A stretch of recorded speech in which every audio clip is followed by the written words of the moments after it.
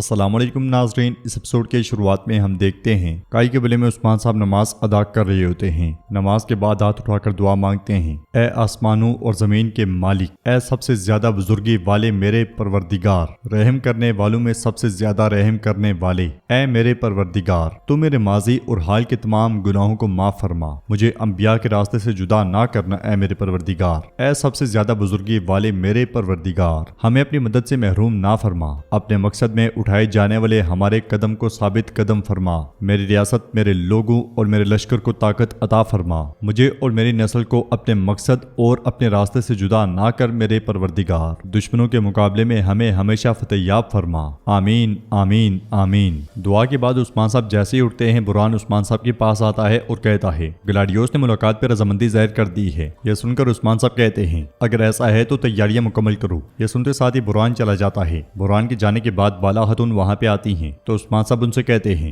ग्लाडियोस ने मुलाकात कबूल कर ली है। बाला खातून उनसे कहती हैं, हमने तुलुए आफ्ताब से पहले बेगम को आइकुत के साथ भेज दिया है। तो उस्मान साहब उनसे कहते हैं, हमारी रियासत के लिए उसका जिंदा जिस्म उसके मुर्दा जिस्म से ज्यादा कीमती है। बाहर हम देखते हैं कि सरदार यगीत कोजा साहब के बेटे के साथ कबीले में दाखिल होता है। कोजा साहब का बेटा अपने गद्दार चचा से कहता है, मेरे वालिद साहब ने उस्मान साहब की बैत करके बहुत अच्छा किया। यह कबीला तुर्कों की जान समझा जाता है। यहाँ रहने वाले बहादुर मेंढे की तरह दुश्मन के सीने से टकराएंगे। तो यगीत कहता है, सिपाही तलवार से मुज़य्यन होता है। सरदार अपनी बात कहता है, ओगोस, मुझे डर है कि ये अजीम बहादुर उस्मान के हुक्म में मर जाएंगे। तो ओगोस कहता है, क्या बात करें चचा। तो यगीत कहता है, तुर्कों के दिलों में बसने वाली रियासत बनना हमारा हक है ओगोस। ये कहते साथ ही गद्दार यगीत आगे बढ़ता है और ओगोस कहता है, आह चचा, अल्लाह ना करे कि मेरे बाबा आपकी ये बातें सुने। हम देखते हैं कि फातिमा हलीमा के साथ बहुत परेशानी में आगे बढ़ रही होती है और कहती है, वो मेरी दादी की यादगार थी, यहीं पे आसपास होगी, चलो। वो दोनों तलाश करने लग जाती हैं। हलीमा एक तरफ हो जाती है। ओगोस हार फातिमा के सामने करते हुए पूछता है, काई लड़की, क्या ये तुम्हारा है। तो फातिमा पूछती है, तुम्हारे पास इसका क्या काम। ओगोस कहता है, मैं नहीं जानता, तुम बताओ। फातिमा उससे लेने ही लगती है कि ओगोस पीछे कर लेता है। ये देखकर फातिमा को बहुत गुस्सा आता है। तो ओगोस पूछता है, क्या कई लड़कियां हमेशा इतने गुस्से में रहती हैं। जवाब में फातिमा कहती है, गुस्सा,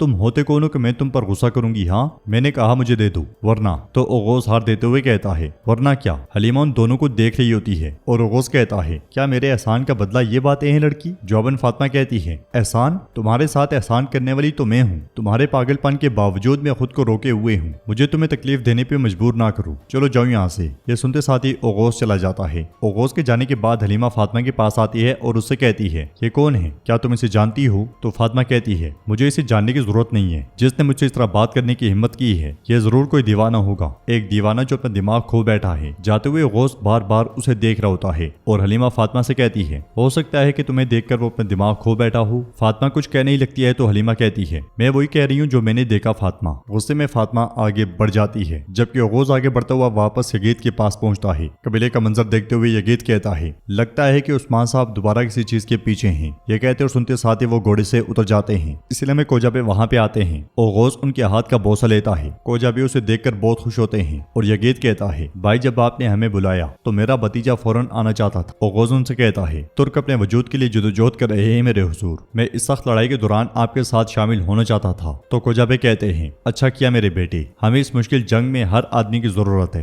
यगीत पूछता है, कबीले में किस चीज की तैयारियां हो रही हैं भाई, क्या कहीं हमला होने वाला है। तो कोजाबे कहते हैं, सिपाहियों को तैयार रहने को कहो। यगीत पूछता है, खैरियत है, क्या कोई जंग है, किसके खिलाफ। तो कोजाबे कहते हैं, इंतजार करो, हम इजलास में बात करेंगे। ये कहते साथ ही वो आगे बढ़ जाते हैं और गद्दार यगीत के चेहरे का रंग उड़ जाता है। कोजाबे आगे बढ़ते हुए खेमे के अंदर दीवान में पहुंचते हैं और तुर्गुत बे को देखते हुए कहते हैं, अर्तगल गाजी के बहादुर साथी, हमने आपका बहुत नाम सुना है, खुश आमदीद। यह सुनकर तुर्गुत बे पुरजोश अंदाज में उनसे हाथ मिलाते हैं और उनका शुक्रिया अदा करते हैं। बाकी सब सदरान भी वहां मौजूद होते हैं। बुरहान की आवाज के साथ उस्मान साहब वहां दाखिल होते हैं और कहते हैं, मैंने आप सबको दावत दी और आप सब ने उसे कबूल किया, आपका शुक्रिया। आज का इजलास जो यहाँ मुनक्किद हो रहा है, ये काई और तमाम तुर्कों की किस्मत का तयन करेगा। आप जैसा कि जानते हैं, सरहदों पर निजाम और तवाजुन हर वक्त बदलता रहता है, लेकिन हम सही रास्ते पर चलते हैं, हकीकी निजाम लाएंगे। कोजाबे कहते हैं, हमने सुना है कि काफिर शहंशाह ने आपको सोने से लदा हुआ एक छकड़ा दिया उस्मान साहब, जो लोग बुराई के सिवा कुछ नहीं चाहते। अब वो लोग क्या निजाम लाना चाहते हैं। तो उस्मान साहब कहते हैं, हमने सिर्फ सोना नहीं लिया बल्कि उनका किला भी लिया है। मेरे और शहंशाह एंद्रोनिकोस के दरमियान मुआहदे के मुताबिक खून बहाए और एक शहीद के बगैर हमने तुर्कों के लिए कराजा किला ले लिया है। यह सुनकर सब बहुत खुश होते हैं और तुर्गुत बे कहते हैं, कराजा किला, हाँ, यह सबसे अहम किला है है जो मगरिब में बुरसा का रास्ता खोलता है। जवाब में उस्मान साहब कहते हैं बिल्कुल सबसे अहम किला, और इसी वजह से कराजा में निजाम को जल्द अज जल्द नाफिज करना चाहिए। अब जब ग्लाडियोस को किले के बारे में मालूम होगा तो वो सोचेगा कि ये बुरसा के खिलाफ खतरा हो सकता है। वो यकीनन हमारे खिलाफ कोई इकदाम करने की कोशिश करेगा। कराजा में हुक्मरानी और तकवियत का फर्ज आपका है और खान साहब जरकुतई किले पर कब्जा लेने गया है। अब से आप अपनी बीवी के साथ वहीं रहेंगे। यह सुनते हुए उरहान कहता है हुजूर जैसे आपका हुक्म। ये कहते साथ ही उरहान वहां से चला जाता है। कोजाबे उस्मान साहब से पूछते हैं काफिर ने हमें किस चीज के बदले में कराजा किले जैसी नेमत का तोहफा दिया, मैं समझा नहीं। तो उस्मान साहब कहते हैं मंगोल फौज को रोकने के लिए जब वो हमारी सरजमीन पर आएंगे, हमारी रियासत की हिफाजत के लिए एक नागुज़ीर लड़ाई है। लेकिन एक चीज है जो शहनशाह को नहीं मालूम, उसने जो सोना हमें दिया है हम उसे दुश्मनों में बांटेंगे। दूसरी तरफ जरकुतई सिपाहियों के साथ कराजा किले के बाहर पहुंचता है और बुलंदी पर खड़े बाज़ंतीनी सिपाहियों के सामने फरमान लहरा देता है। फिर उनसे कहता है क्या तुम जानते हो कि इस मकतूब का क्या मतलब है?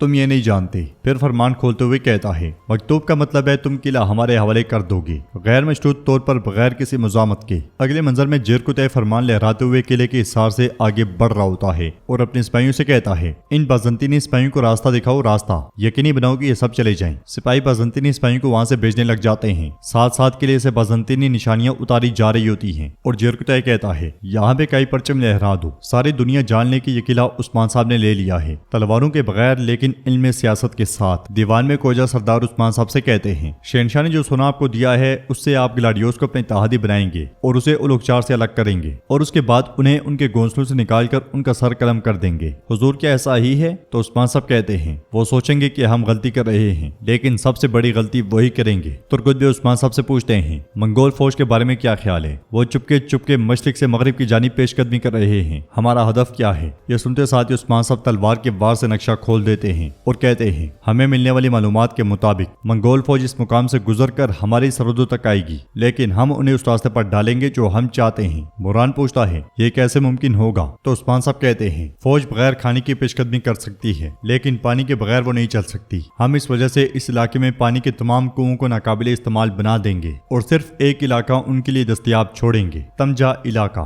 नदियां और वहां की चट्टानें वो उनसे गुजरेंगे और हमारे जाल में फंस जाएंगे। तुर्गुदबे कहते हैं बहुत शानदार मंसूबा है, वो हमारे बराबर नहीं है लेकिन हम और काफिर अब बराबर की हालत में हैं। मैं इस फरीजे के लिए तैयार हूँ। उस्मान साहब कहते हैं फिर अब तुर्गुत गाजी अलाउद्दीन और तुरान मंगोलों को तबाह करना तुम्हारा फर्ज है और तुरान तुम अब से सरहदों के सिपहसालार हो, ये जिम्मेदारी तुम्हारी है। तो तुरान कहता है मेरे हुजूर में आलिम इस्लाम के लिए अपनी जान कुर्बान कर दूंगा, मैं कसम खाता हूँ कि मैं ये फर्ज अपनी जान से भी बढ़कर निभाऊंगा। फिर उस्मान साहब तुर्गुत से कहते हैं मेरे बाबा के साथी तुर्गुत बे, सुनाए आपने मश्क में सिपाहियों को जेर कर दिया। तो तुर्गुत बे कहते हैं सिपाही अच्छी तरह से तरबियत याफ्ता हैं लेकिन नौजवान सिपाहियों को तरबियत देने की जरूरत है। यह सुनकर उस्मान साहब कहते हैं मेरी ख्वाहिश है कि उन्हें तरबियत आप दें, आपने न जाने कितनी हड्डियां तोड़ी, न जाने कितने सिपाही तैयार किए। जवाब में तुर्गुत बे कहते हैं जो आपका हुक्म मेरे हुजूर, मैं ये जिम्मेदारी निभाऊंगा। तो उस्मान साहब कहते हैं अब हर कोई अपना फर्ज जानता है, अब जंग का वक्त है। अगले मंजर में सब खेमे से बाहर आते हैं। खेमे के बाहर सिपाही तैयार खड़े होते हैं। यगेद सरदार कोजा से पूछता है हुजूर क्या हुक्म है? उन तमाम सिपाहियों के साथ हम किससे लड़ने जा रहे हैं? तो कोजाबे कहते हैं जो अपने हर कदम से इस सरजमीन को नापाक करता है उस मंगोल उलुगचार से।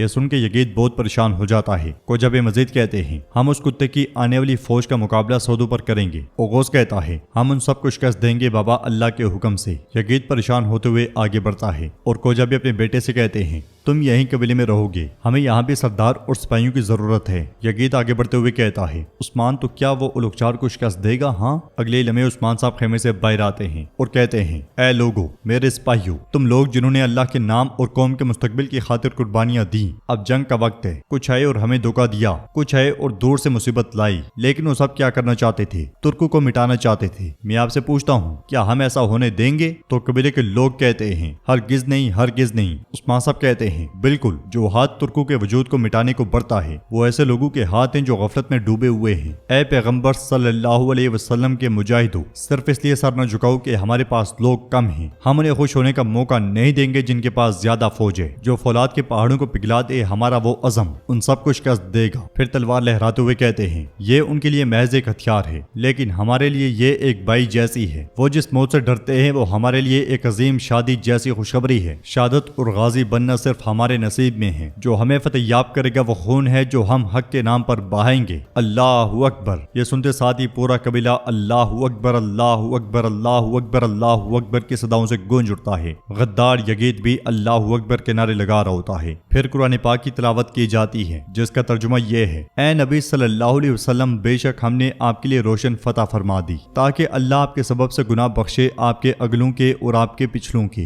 اور اپنی نعمتیں آپ پر تمام کر دے اور آپ کو سیدھی راہ دکھا دے، اور اللہ آپ کی زبردست مدد فرمائے۔ قرآن پاک کی تلاوت کے ساتھ ساتھ وہاں سے سب لوگ روانہ ہو جاتے ہیں۔ سب کے چہرے حشاش بشاش دکھائی دیتے ہیں اور دیکھتے دیکھتے سب لوگ قبیلے سے روانہ ہو جاتے ہیں۔ تو ناظرین، اس کے ساتھ ہی ایپیسوڈ بھی اختتام پذیر ہوتی ہے۔ ویڈیو پسند ہے تو لائک کر دیں، شیئر کر دیں، سبسکرائب نہیں کیا ہوا تو سبسکرائب کرنے کے ساتھ ساتھ گھنٹی والے آئیکن کو دبانا مت بھولیں۔ ملتے ہیں انشاءاللہ نیکسٹ ویڈیو میں، تب تک کے لیے رکھیں اپنا اور اپنوں کا بہت زیادہ خیال۔ اللہ نگہبان۔